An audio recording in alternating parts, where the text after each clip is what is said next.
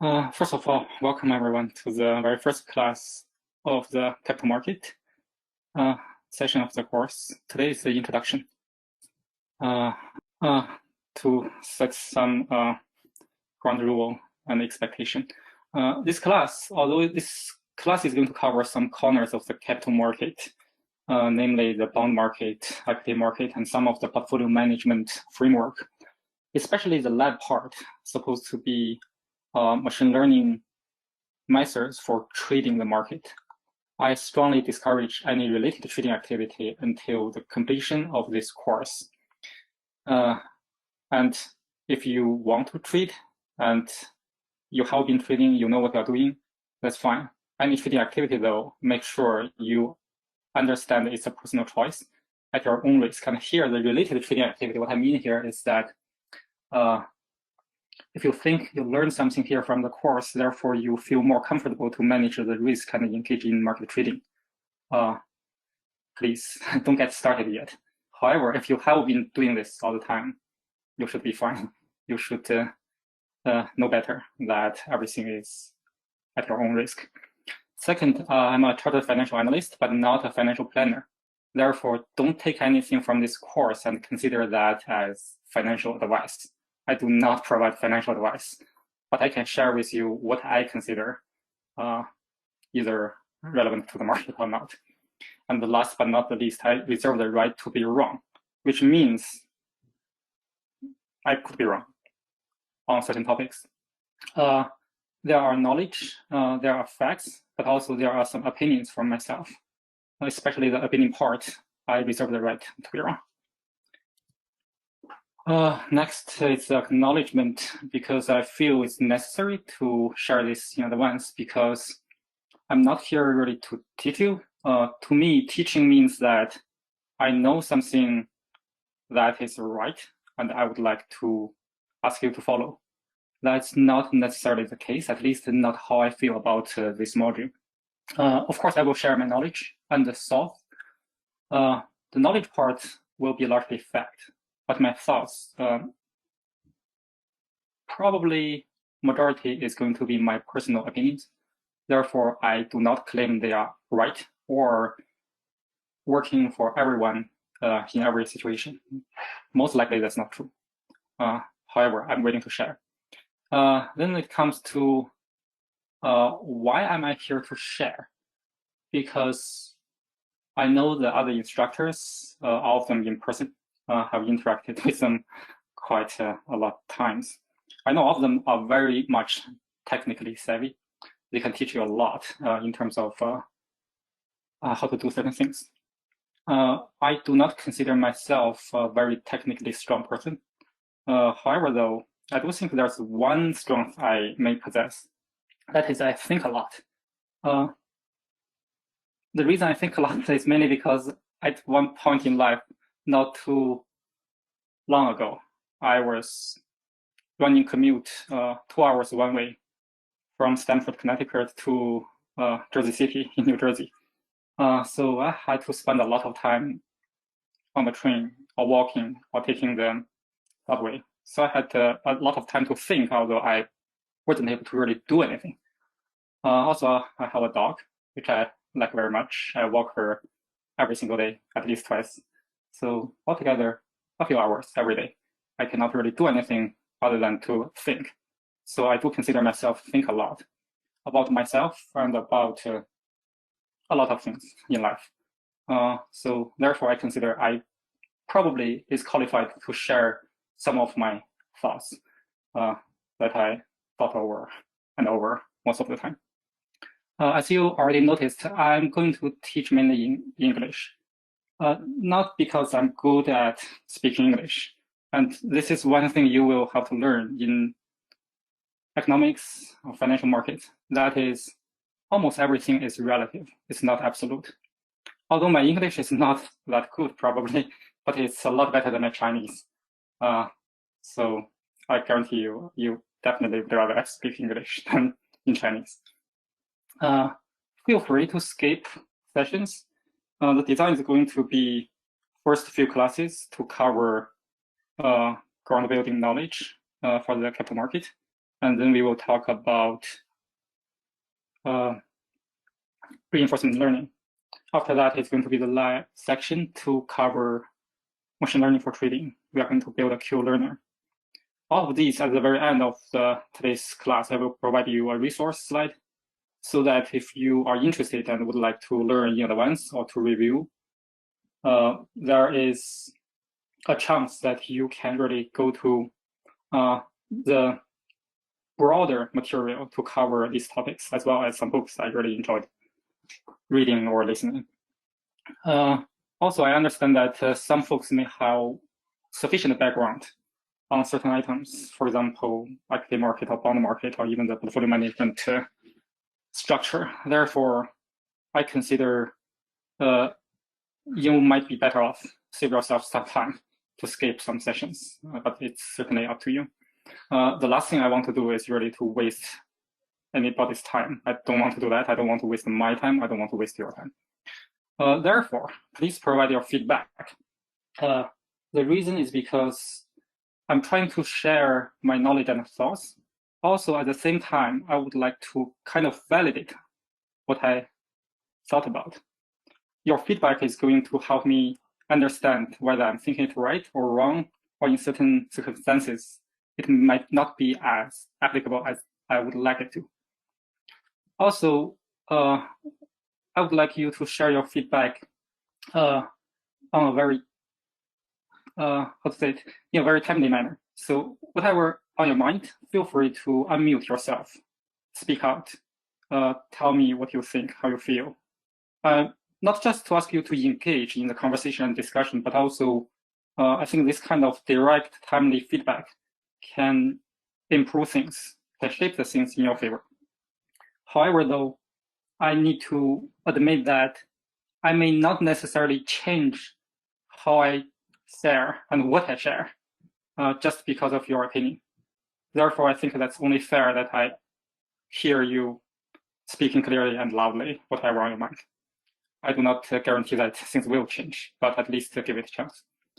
Credit to the source. Occasionally, I will cite either some quotes from famous people or from other books. I will try to make sure to credit the source. However, I may not be able to remember everything. I may skip certain source to give them credit. So bear with me, and if you want, feel free to remind me as well. Talking about expectations, last time we covered a part of it.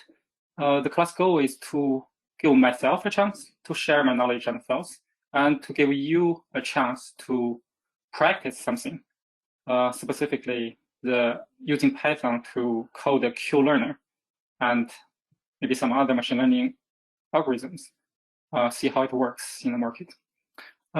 Here, the module, well, we designed the module to be called capital market. There is a distinction between capital market and financial market, because capital market mainly cares about the primary and secondary bond and equity market. That's fixed income and stock trading mainly. And most likely we are going to cover a lot of secondary, but rather than the primary, because primary is mostly related to the institutional or private equity. Most likely we are not going to be in that kind of situation, to be honest. And I wouldn't consider myself to be expert in that realm anyway. Financial market is a lot broader. At the very least, you will have money market that's a very short kind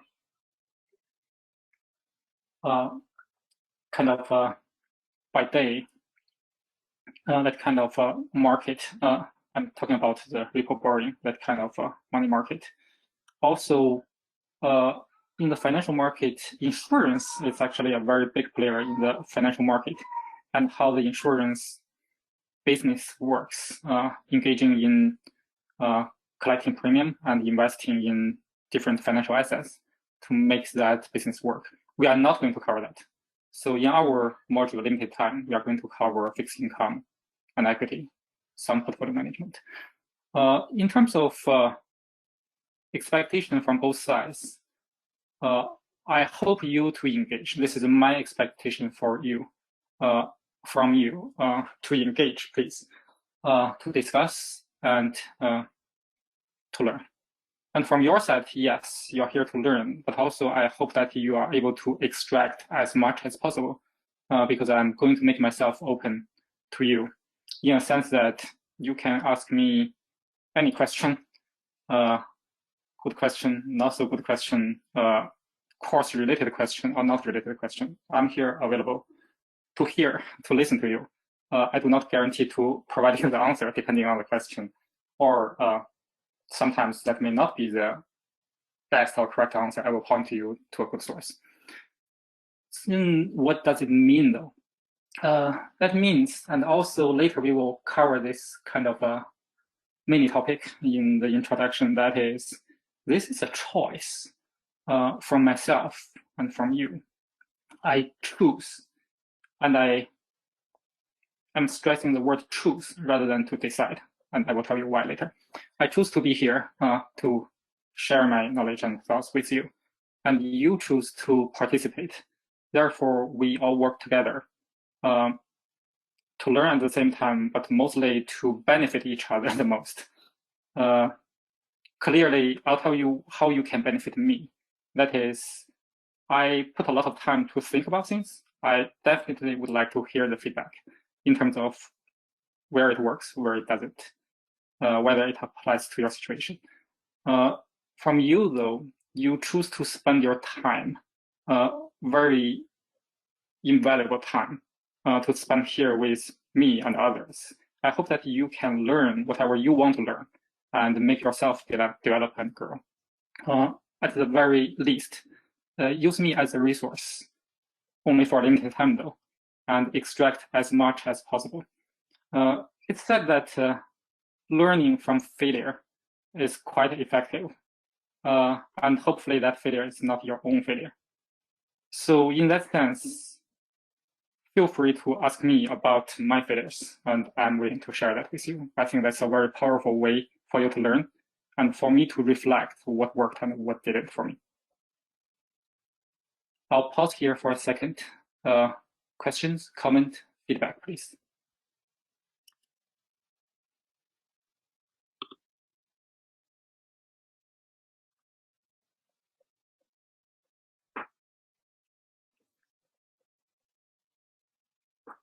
Okay.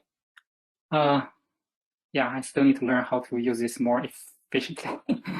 Thank you very much for the feedback. Strongly encourage everyone to engage, please. And there will be some discussion. I hope that's interesting enough to keep folks excited.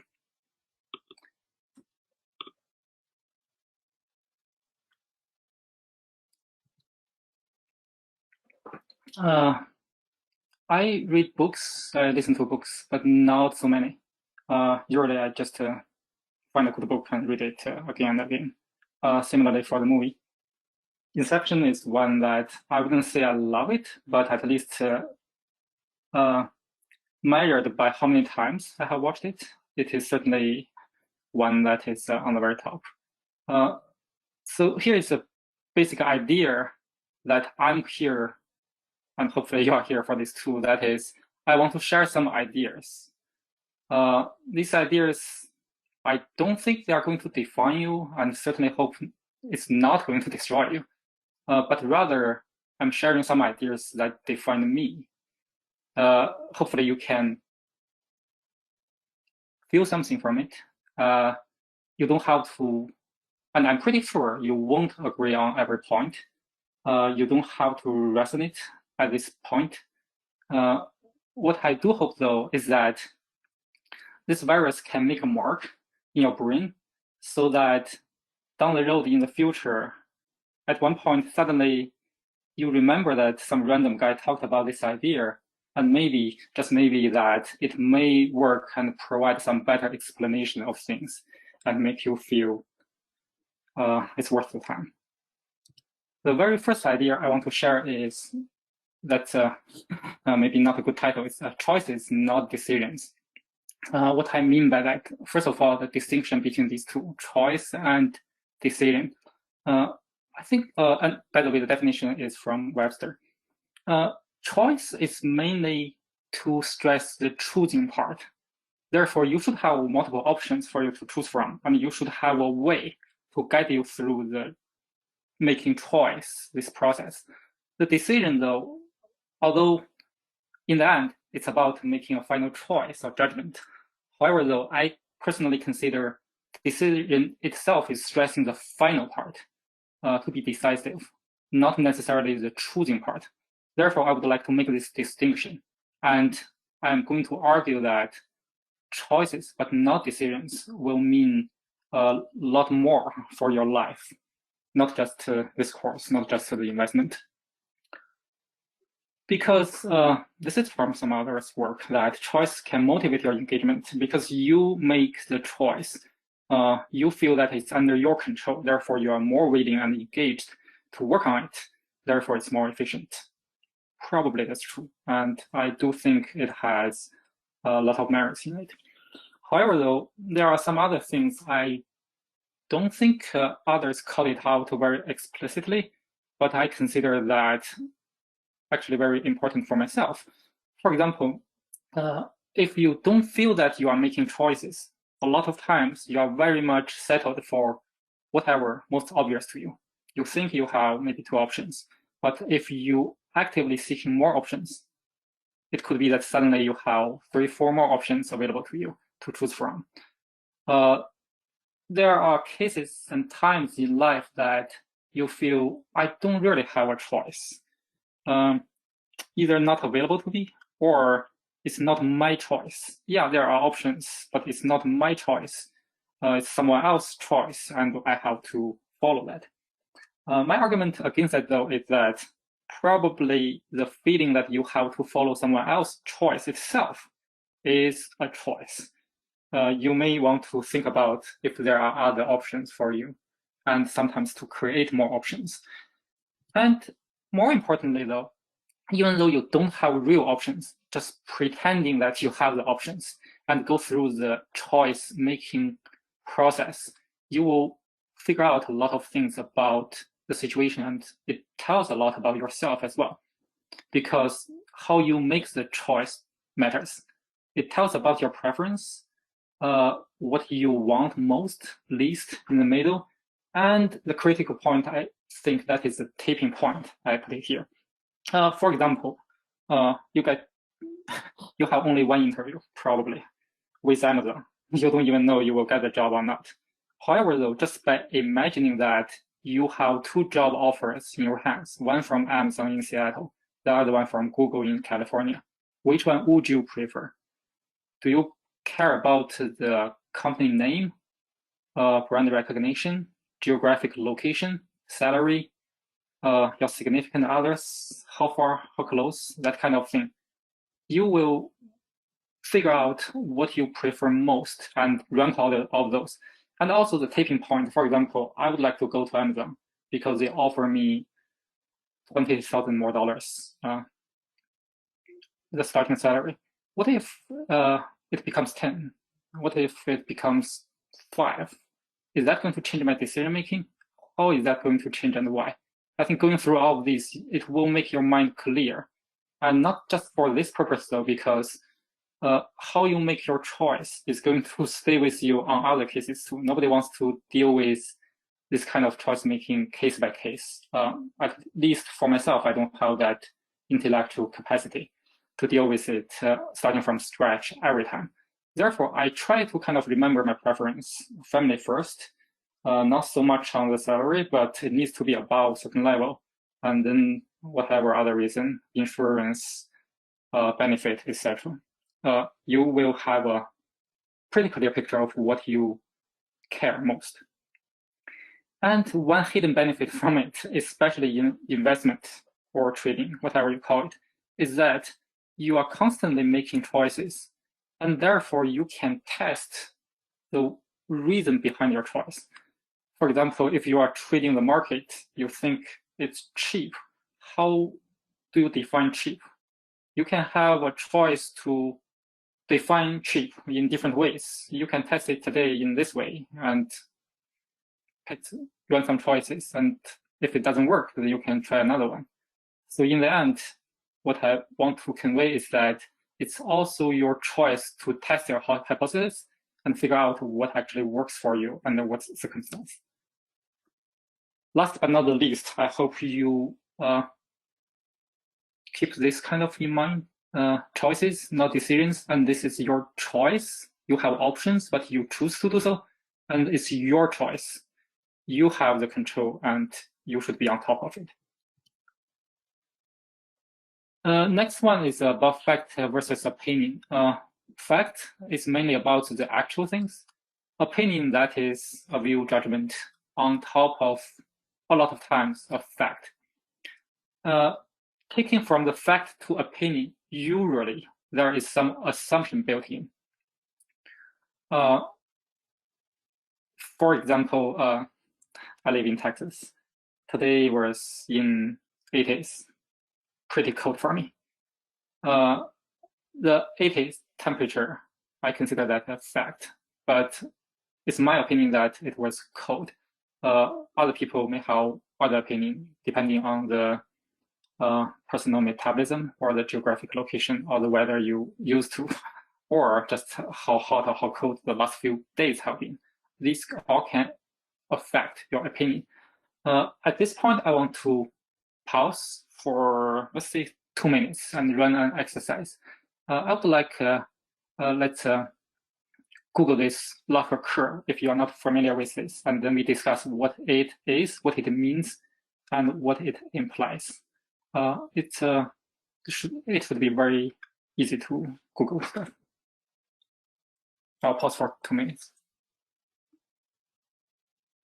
And when you Google this term, Laffer curve, bear in mind that try to dissect what is the fact part, what is the opinion part, and what is the assumption part.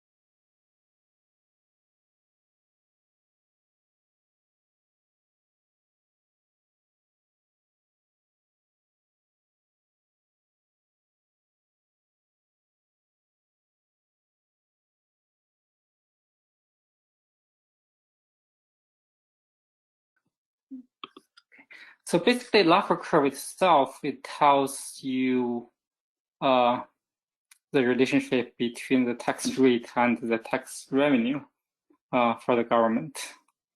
And it assumes to be a curve so that unless you are standing at the very top point, that magic tax rate will give you the maximized optimal tax revenue. Otherwise, probably you would see at least 2 points, one lower tax rate, the other one higher tax rate. They will provide you the same total tax revenue. I think the fact here is that let's assume this curve, this observation is right. One opinion, and that's a direct reading from that curve, is that it's possible that by lowering your tax rate, you can increase your tax revenue, depending on where you are standing on the curve. That could be true. And another one I have seen that is because you always have 2 tax rate points that gives you the same tax revenue, you should take the lower tax rate. I think this is an opinion though, because the underlying assumption is that as long as I can achieve the same total tax revenue, the lower tax rate, therefore higher taxable income is the preferable situation. This assumption can be thought of, even have a further assumption, that is the economic activity always the more the better, because the lower tax rate, higher economic activity, higher taxable income, in the end, same tax revenue. Not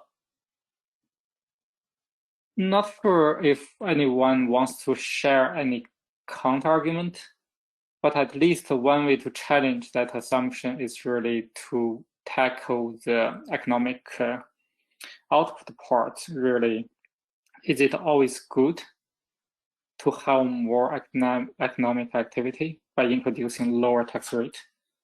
I think not necessarily, because the more activity, more economic activity, probably more resource being consumed and more waste produced as a byproduct. Those are not necessarily preferable given the situation. So using this exercise, I want to make a point that even some commonly accepted ideas, there are usually the fact part and the opinion part. In between, assumption is made, and you may want to challenge that assumption.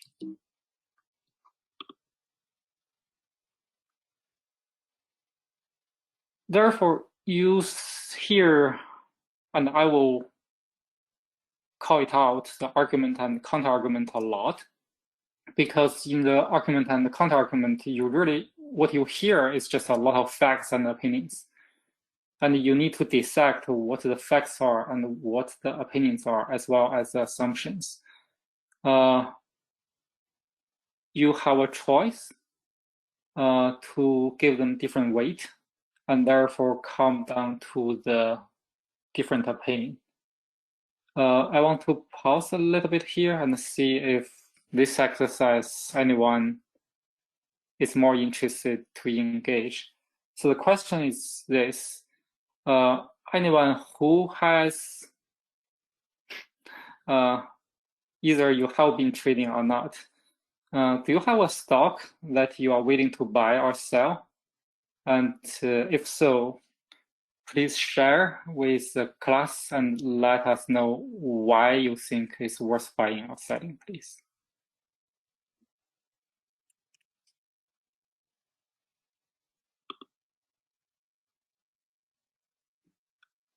Anyone interested to share some thought?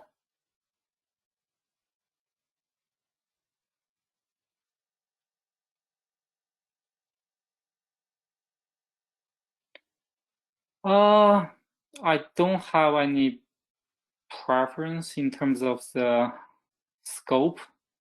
Doesn't really matter. Doesn't really matter.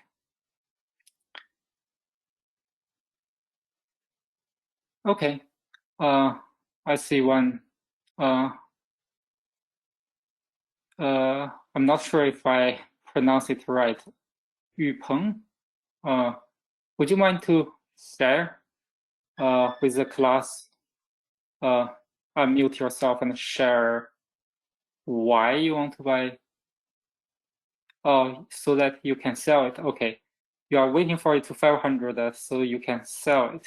Why would you want to sell it at 500, please?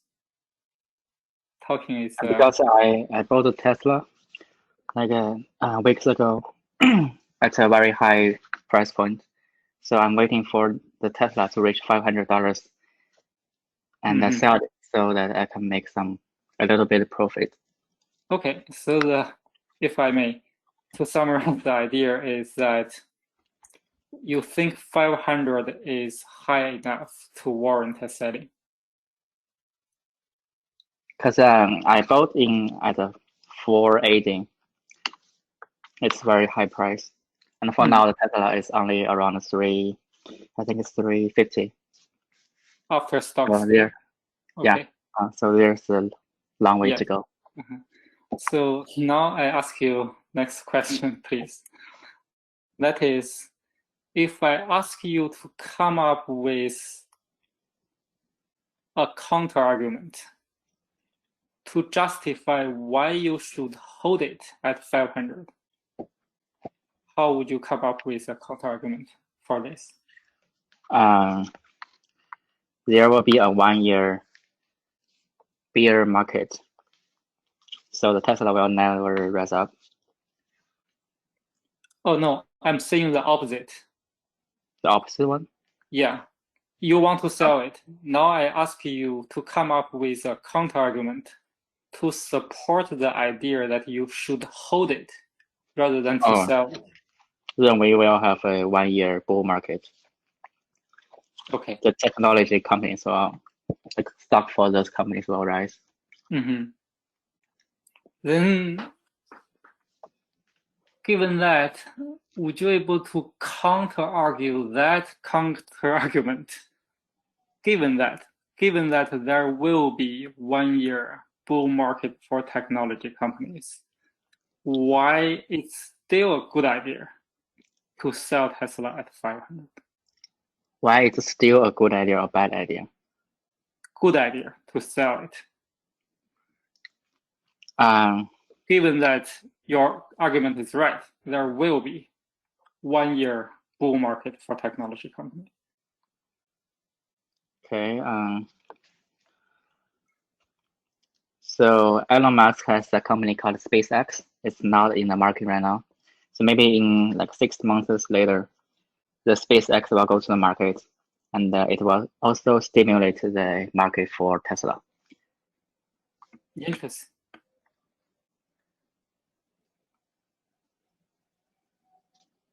So the main point here is that first, you argue that 500 is high enough that warrants a sell.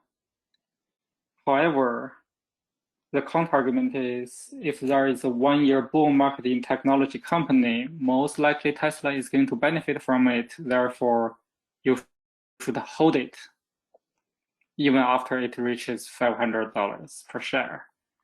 But then again, another counter-argument is that there will be SpaceX that requires more energy attention from Elon Musk, and he may not be as engaged in Tesla. Is that kind of a summarizes the back and forth? Yeah, it seems like I don't understand the question. Yeah, I think it's fair. But my questions mainly is really to showcase that, first of all, in the market, there are always argument and counter-argument all playing together in the same market. Some people have this kind of opinion to justify buy or sell, and then at the very same time, there will be a lot of other people holding exactly the opposite opinion. The reason behind that, of course, people have different opinions.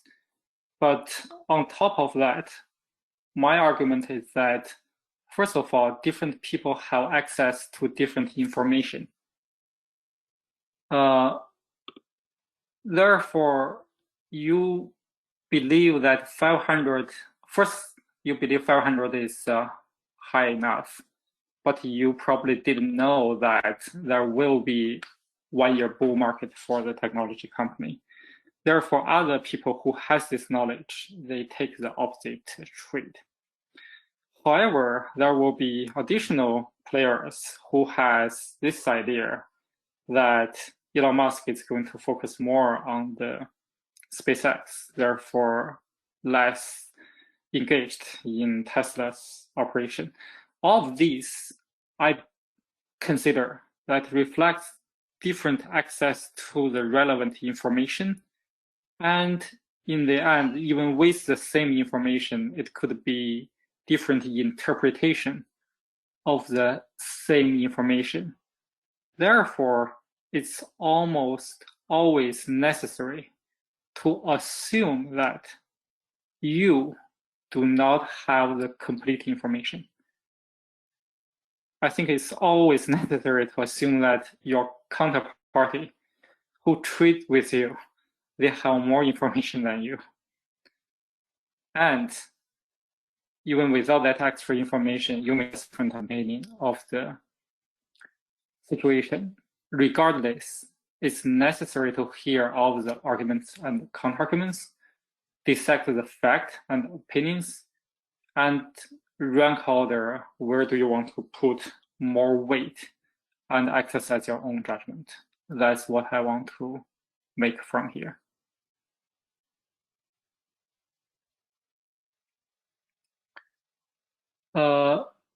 Also, because we are talking about trading, inevitably we have to touch on investing versus speculating. One very famous quote from Warren Buffett is that price is what you pay, value is what you get. Therefore, you should focus on the value. Although be mindful about the price, what you shouldn't do here is though, do not always respond to the price. This is a pretty good way to gauge that you are really engaging in investing or speculating. And I agree. I think investing mainly responds to the value, why you want to engage in a certain trade, either long or short, buy or sell. Doesn't matter, really, this action itself, what value does it provide to you? Rather than speculating on the price, you buy only because you believe the price is going to rise, or you sell only because you believe the price is going to fall. That is very dangerous. And pretty much every investment book you read, they will try to persuade you that engage in investing rather than speculating. A comment on this, though, that is what we are going to practice is trading based on, of course, machine learning. Most likely, we do not trust our brain well enough. We would rather trust the machines. But the trading itself, it's assuming and have a built-in assumption that you may have to trade on a daily basis or even within the days. Therefore, by definition, it's the worst kind of speculating because it's the shortest time span of each of your trade. And again, I want to make this point clear that I do not want or hope you to do any trade just because you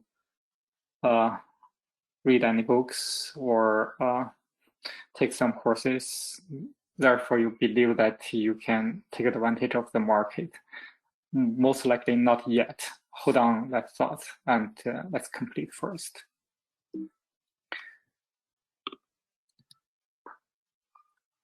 Another one that is gamble versus bet. From the dictionary, pretty much not much difference between gamble and bet. Other than that, gamble sounds terrible. It sounds like addiction to this kind of self-destructive behavior that you consider it as a game to put money or some personal belongings to bet on uncertain outcome. And bet, essentially, it's the same thing. Myself, though, and by reading a lot of articles and books, I myself make a distinction between gamble and bet, though, mainly because if you read the news articles, they usually say the hedge fund placed a big bet. They never say they gambled. Or you can read the business articles saying that a CEO or chairman of the board made a big bet for the operation of the org. Therefore, in the end, they survived or saw the operation succeeded or failed. They usually use the word bet rather than gamble, probably because gamble sounds more negative. Bet sounds better. Gamble is more like only to bet based on probability that nobody has any control. You can gamble on the fair coin toss. Oh, you can also bet on that too, but probably you believe yourself to have some skills that nobody else has. Therefore, justifies why you want to place that bet. Regardless, doesn't really matter. You view it any difference between gamble and bet. The question here is trading a bet? Because when you trade, most likely when you buy, you hope that it's going up. You don't really want to see it's going down. So in that sense, especially very short-term trading, that very much sounds like a bet. No matter how reluctant you want to claim it that way.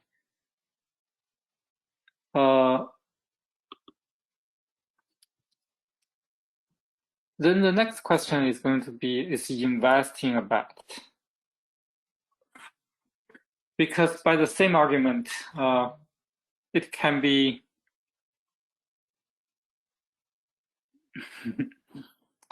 okay.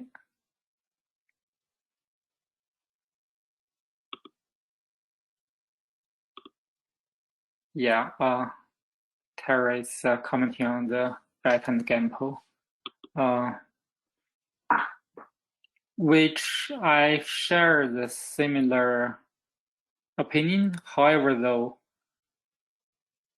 at the very bottom, it's a risk-seeking behavior with or without that kind of advanced skill.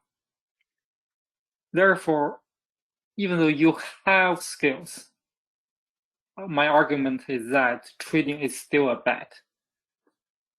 Because you don't know. When you trade, you never have the 100% certainty which direction is going.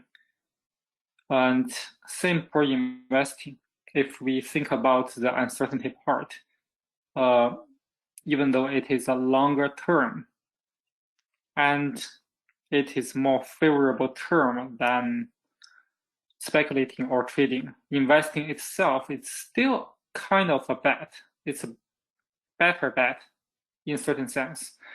Regardless, it's still bad, it's still uncertain, and you are taking risks. So that brings back to the very first question we should ask ourselves: why do we invest then at the first place? The answer is that this is my thinking on this question. That is, when you invest in the future for your future need.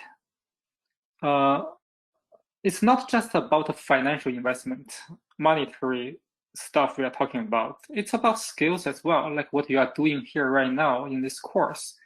You are kind of investing in yourself for a future need of certain skills. In that sense, it's the same thing. It's an investment. You hope to achieve something in the future by putting some capital here today to work.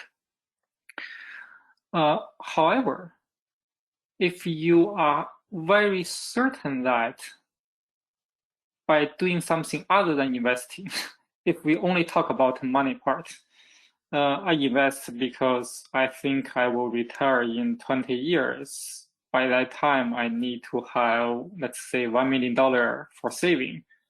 I'm not able to make that much money until then, but if I invest with reasonable assumption of annual return, I can achieve that. That's why I invest, certainly.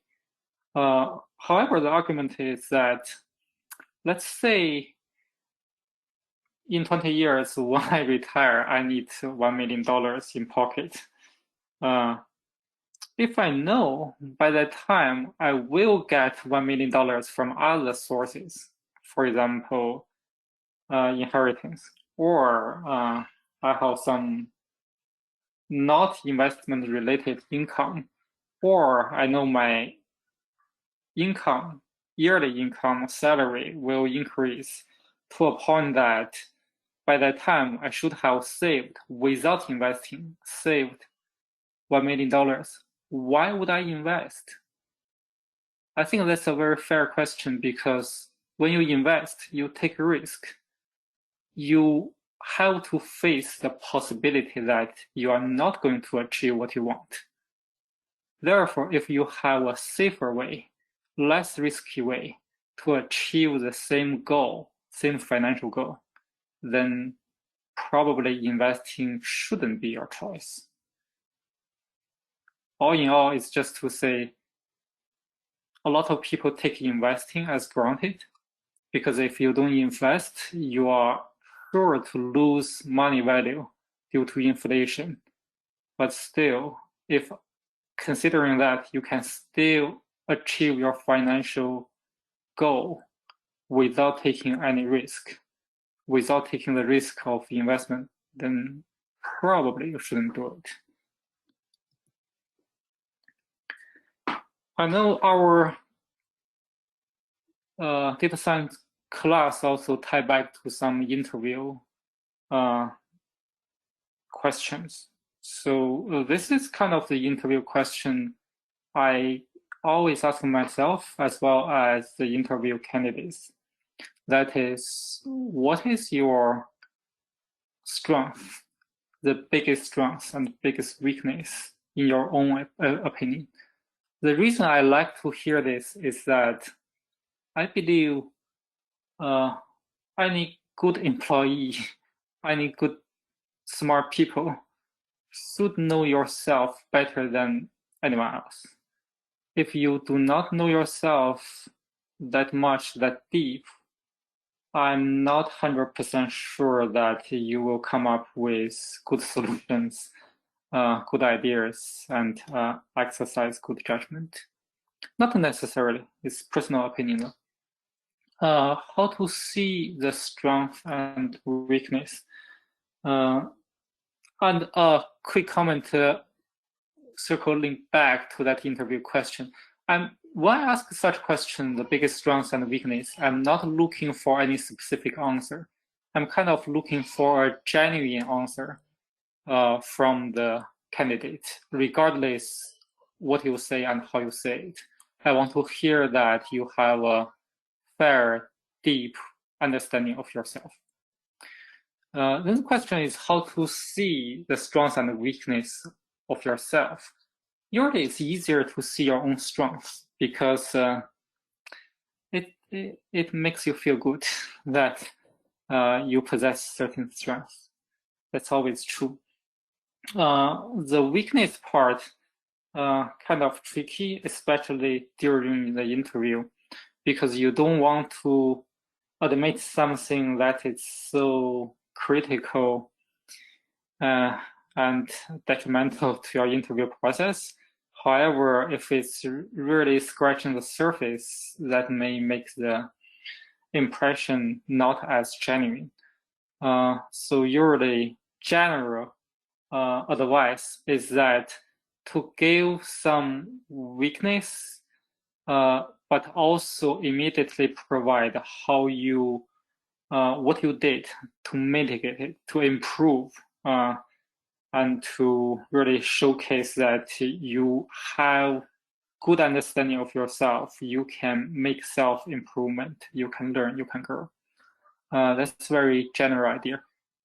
Still, though, it doesn't really answer where do you see your weakness, especially when you want to be really truthful to yourself.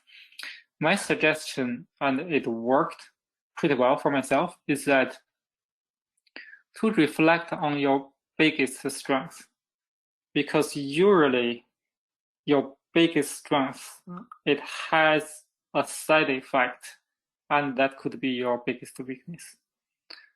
Yeah, I'll just stop here talking about this point. Final thoughts, that is, I know a lot of you have different background, some mathematics, statistics, even financial. That's awesome. Hopefully it's going to be easy for you. Or you may have some other background, like biology, or I don't remember some others. That's going to be some challenge, but it's going to be fun too, because I still remember when I first started my CFA journey, when I was still a PhD in neuroscience. I knew pretty much nothing about finance, but today I can make a living in this field. So nothing special. I'll say this in Chinese. 文道有先后，术业有专攻. It pretty much means nothing. How much you know it today, as long as you are willing to learn and put sufficient effort on it. And there are a lot of good examples I don't need to mention. Just imagine a graph. Let's say, because people here probably more interested in talking and hearing stocks. So just imagine you have two stocks here today, A and B. One is trading at $100. The other one is trading at $50. What does that tell you about tomorrow's price? Which one is going to be higher? Which one is going to be lower? Probably you have a good idea. The higher one will be still higher, lower one still be lower. But how about 1 month later? What about 1 year later? What about 5 years down the road? Really, nobody knows, and anything can happen. So really, as long as you are interested in the topic and willing to spend time and effort, I'm pretty sure you will succeed, depending on your definition of success, of course. Last one, this is a resource part. Financial Markets by Robert Shiller. Great professor from Yale and a Nobel laureate. And just by listening to his course, this is supposed to be an undergraduate course, kind of a financial markets introduction that covers a lot of corners of financial markets, but not included in our capital market. This is a very good source. Reinforcement learning, it's a lot broader than what we are going to cover, because we are going to only talk about the MDP, the Q learning, etc. But in this Udacity course, all of these are free. You can broaden your view regarding reinforcement learning. However, though, one caution is that it's not as easy to practice reinforcement learning when you do not have a good kind of use case.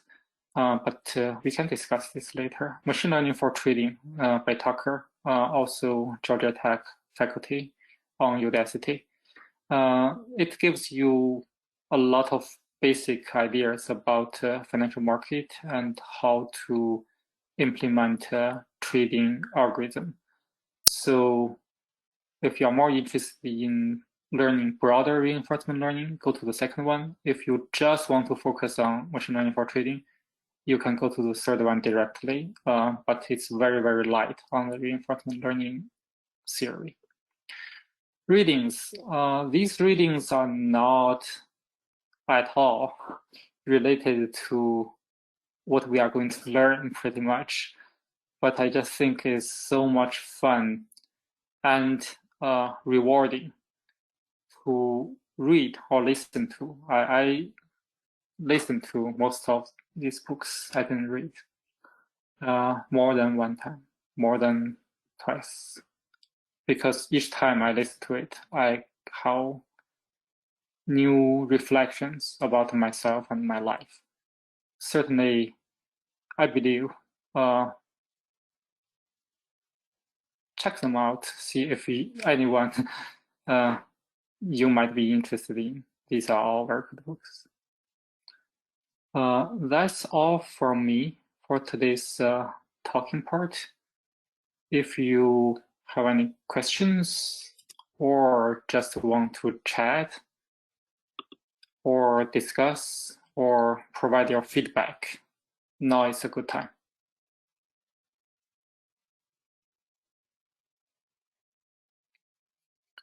And by the way, any feedback is welcome. I'm old enough not to feel embarrassed, regardless what the comment is. And I always believe that your feedback also has two parts, the fact part and the opinion part. The fact part, no matter what, I want to know it. And the opinion part, at the very least, I can learn how you come up to your opinion. So please. Class slides. I'm still learning how to upload this to our online resource, but will be available. At the very least, I can figure out a way to send them into your mailbox. That's for sure. Oh, one more thing on the expectation part. I actually didn't really say this enough. That is because I always believe in choices, not decisions. So I'm not asking you to be here every class, read everything, always keep engaged, do the exercise, or even do the lab part. It's fine, really, because at one point you will have to realize that because it's your own choice, so you choose to do certain things and take your own risks or reap your own benefit. That's just your way of expressing yourself. So I'm not going to require anything. No final presentation, no final hand-in code, but I will share my code for the algorithm, so you can take a look and comment or critique on it. That's fine.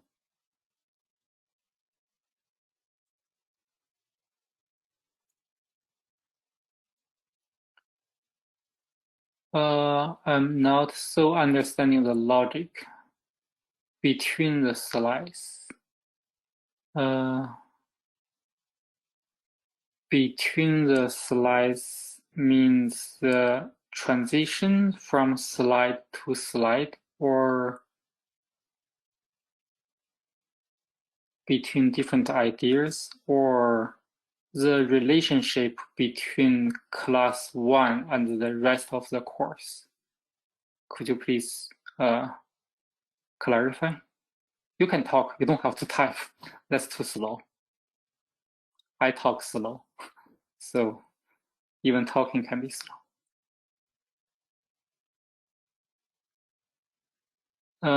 The relation between the slides in class 1.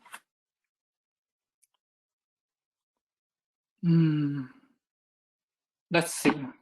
Let's go over this.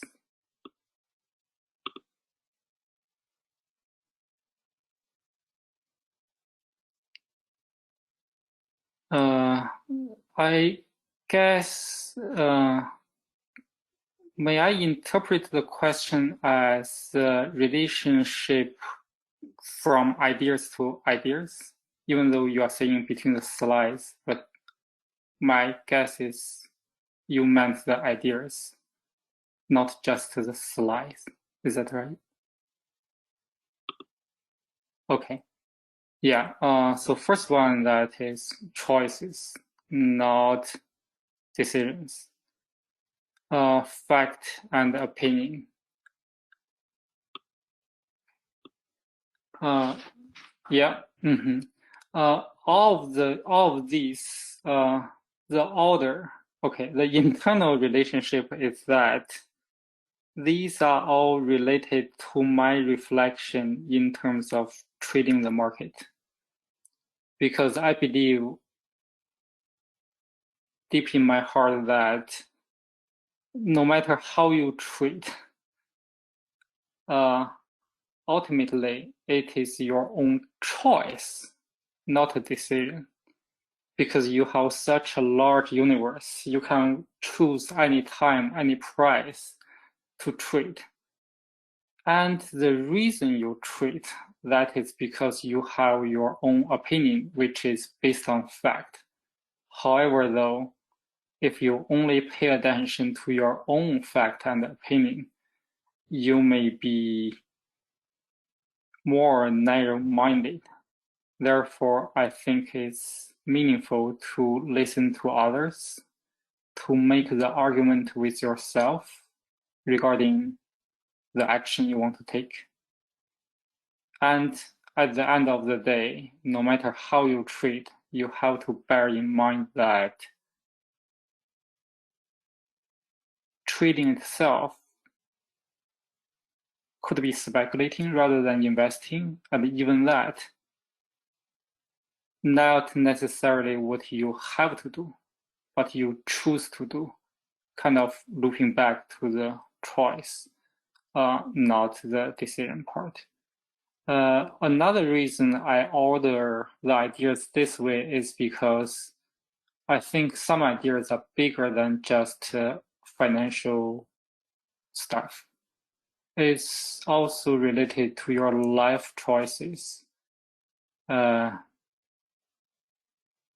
Yeah, that's my internal logic. Philosophy, yeah, you can call it a philosophy. I didn't read it anywhere in terms of the overall relationship of all of these things. That's mostly from my personal reflection of my failures. I don't consider myself succeeded most of the time, but rather probably failed, not in a very dramatic way. So I survived until today. That's pretty much it.